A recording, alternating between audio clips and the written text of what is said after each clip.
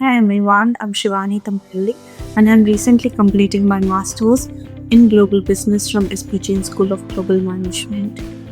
I'm also really grateful that I have secured full-time opportunity at Apple as a SAP Functional Consultant after interning with Barnes& Noble Education in Mumbai. One of the biggest highlights of my SPG journey was the international exposure. Studying across 3 countries and working with people from diverse cultures and backgrounds helped me approach business problems from multiple perspectives and become more adaptable in team environments. Academically, I had the opportunity to work in finance related projects involving open banking APIs and operational improvement of UHY chains.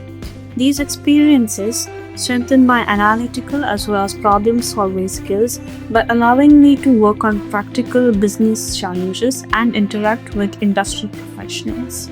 I also appreciate how application oriented the learning experience was.